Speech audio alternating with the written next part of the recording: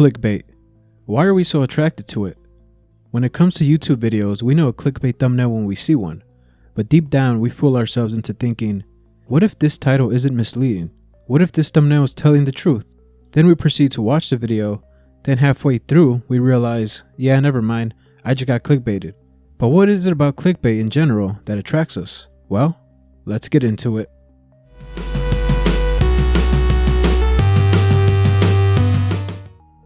The art of clickbait has been around for a while now. An early form of clickbait came in the form of yellow journalism.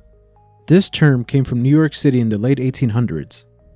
It was used to describe the tactics between the New York World and the New York Journal in their competition to sell the most papers to the working class. They would use tactics like shocking headlines, exaggerated facts, and large bold font headlines in order to sell as many newspapers as possible. One example was during the Spanish-American War in 1898. The Maine, a U.S. battleship, sank in an explosion. Joseph Pulitzer and William Randolph Hearst wrote a false article about a plot to sink the ship. This increased tensions between Spain and the United States. It was common for corporations to have competition amongst themselves and go above and beyond for the sake of sales, or to spite the other company. Clickbait comes in all shapes and sizes. In the 90s, it came in the form of infomercials. For the unks born in the 90s, including myself, we would sit in front of the TV and be mind blown when the certain infomercials would play, and we were amazed at the outrageous products they were selling. Products like the amazing elastic balloon, which was an unpoppable balloon. How was it unpoppable, you ask? Well, it used science and some chemicals that probably weren't safe for children. Clickbait. Remember Floam? Well, it didn't look like that in person. Clickbait. Remember Miss Cleo, the psychic tarot card reader who would predict your future? She's a fraud. Clickbait. What about the Thigh Master? You could slim down your waist from anywhere at any time. Man, go to a real gym. Clickbait. What about the blow pens? Yeah, that's what they were called. Go blow something else. Clickbait. Nowadays in the internet age, it's really difficult to distinguish real from clickbait. From the early days of YouTube to present day, clickbait titles and thumbnails have been a staple. Even though by now we can pretty much tell which videos are clickbait and which videos are not, our curious brain still causes us to sometimes click on unnecessary videos anyway.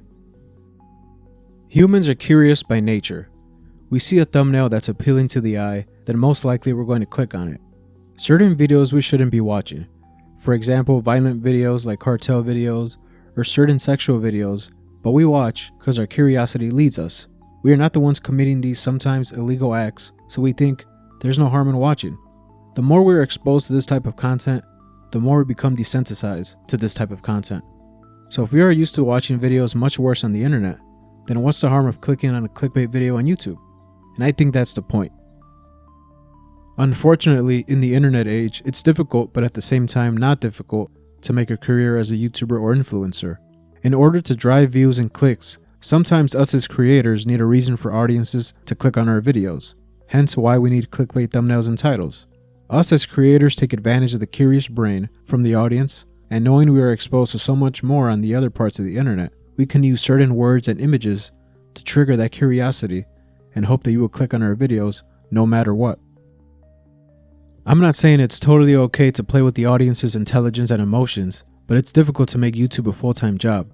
So sometimes going the extra mile and spicing up thumbnails and titles, and maybe even certain parts of the video, is important in finding success.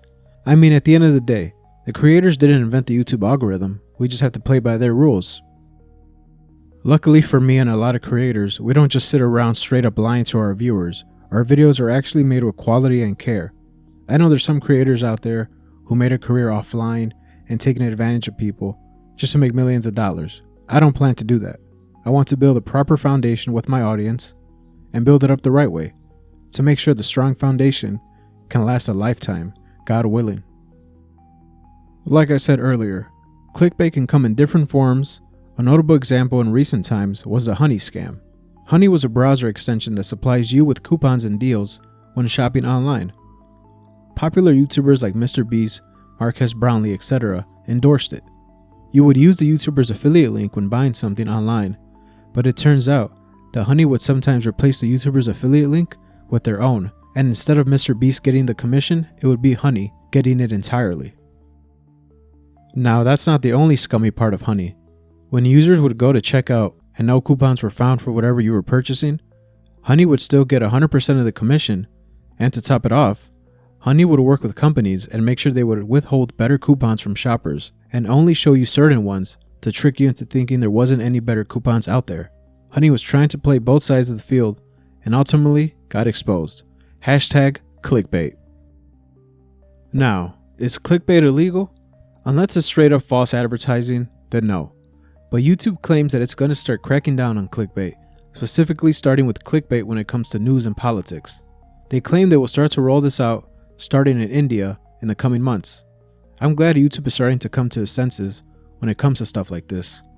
But I think there is some hypocrisy here. I feel like the hypocrisy comes in the form of ads. And no, I'm not talking about the minute-long ads that play before videos. That's a topic for a different day.